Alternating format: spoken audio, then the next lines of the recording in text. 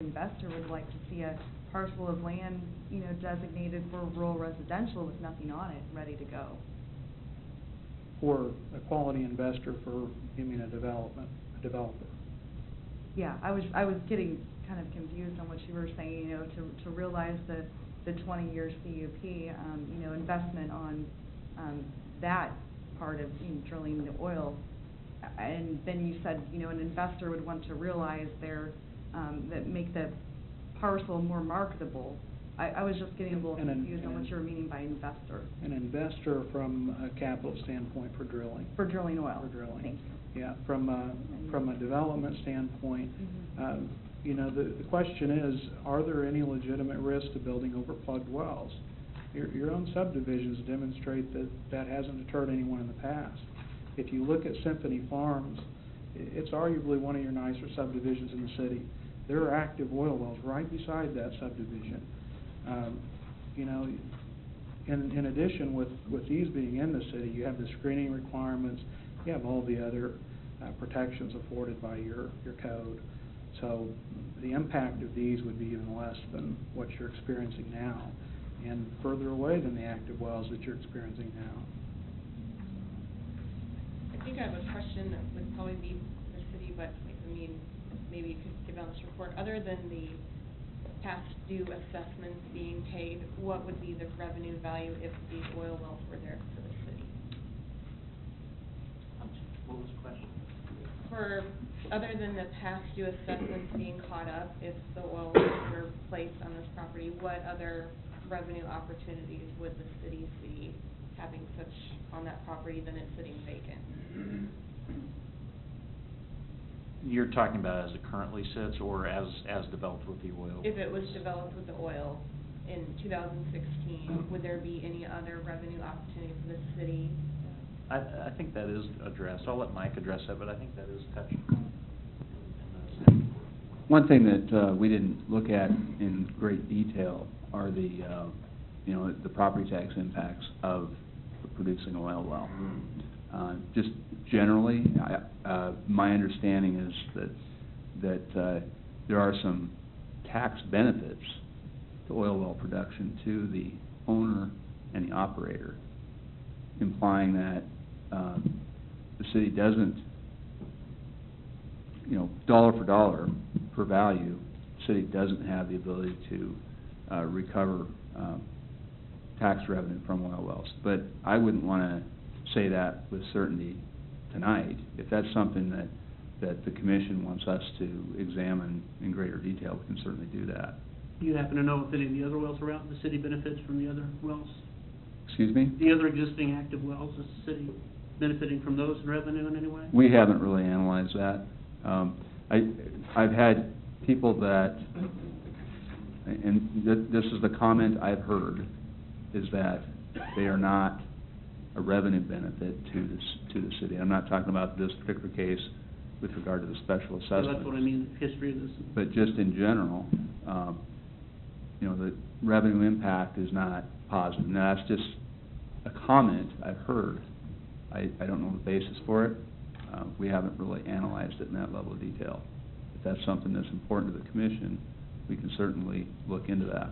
I think it's maybe somewhat out of our realm, but I'm curious as far as what we propose, just knowing all the pros and cons of something. So if it's sitting there vacant and we're going to wait 30 years for it to be residential, and we see nothing, and there's something today that we could be seeing, but yet also kind of it works for the city and works for the person, you know, that's speaking that. I think I'd like to know that. Can we, in a public hearing, ask for continuance? Because I just feel like we don't have enough today. Yes, you can continue the public hearing to a date certain.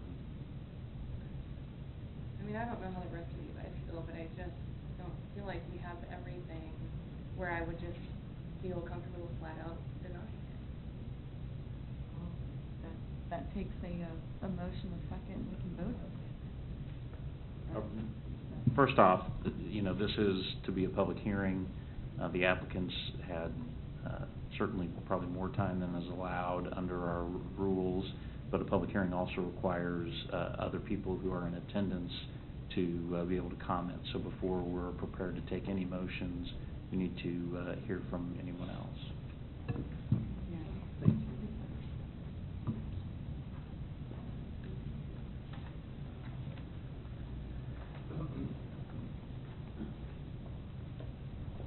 Good evening. My name is David Waters. I'm with the law firm of Lakeland Engage, and I represent a Highway 2440 Roadside Partners. Are you able to put up a map of the comprehensive plan, or just something that would show the property in some way?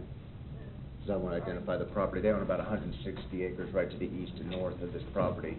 I was prepared to speak tonight, but frankly, if you guys are deciding that this might be something you'd like to continue, I'd probably ask that I'd probably be allowed to speak at the next time, but I'm happy to indulge you if you'd like to take that, your motion right now. I would allow a couple of minutes. Yeah, we're, hour and a half into the meeting, so, yeah, a couple minutes, please, and then we'll, move on. Okay, well, thank you very much.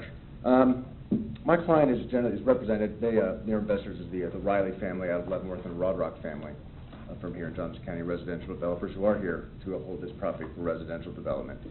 I'll tell you myself, I serve on the Planning Commission for the City of Westwood, so I've sat in your chair, I've done that for the last 6 years. I've voted on applications, voted them up and voted them down, and so I certainly appreciate the positions you are in here, and I appreciate staff's work on this as well. And we share staff's concerns over this proposal and ask that you follow their professional opinion tonight. In our opinion, this application works against everything that the city has planned for in this area. Everything in which you've invested in this area, every message and understanding you've reached with the other property owners in this area. You've master planned this area to be residential. Community development plan is your way of giving owners and developers a measure of certainty as to what they can expect from the city and what you expect from them when they bring proposals to you for your consideration. That's a plan that you're considering tonight, and my understanding is that you've still planned for this area to be single-family residential, and that's something that my clients certainly support, because that's their intent for this area as well. You've invested heavily in a regional park. It would attract quality development, support planned residential development for this area. The parks, the sewers, those are exactly the kinds of amenities that are meant to attract residential development. You've already invested that money in those. Your school district has invested a lot of money in this area because of your plans and your message that this is planned and this is best for single-family residential. And you've invested in the infrastructure to serve the developments envisioned for this area. I was thinking that oil derricks, they don't use sewers. They don't make very good customers. You need customers for the sewer system that you've built for this area. My client and other property owners in this area have invested in this area.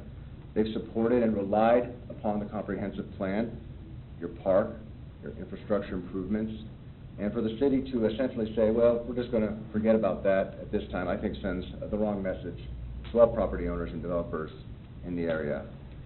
Now, certainly my clients wish that development in this area had taken off faster than it was. We all wish the Great Recession had never happened. We all wish the recovery had been swifter. But we've heard a lot tonight about a lot of what I would call extraneous issues, none of which have to do with good land use and good planning. Planning and land use don't revolve around one landowner's economic problems, the problems that they might be having. Because this isn't about one owner. This isn't just about them and their property. Planning is about the community, the surrounding areas, the impact on the other properties. That's why your staff, as required by Kansas law, and we haven't heard much from the applicant tonight on these, requires that they go through the golden factors, or the criteria for consideration of when something like this should be considered. Examples: character of the neighborhood, your community comprehensive plan, the effect on nearby properties. Land use is also not about, well, we can do this and we can do it safely, and other things can be built on it later.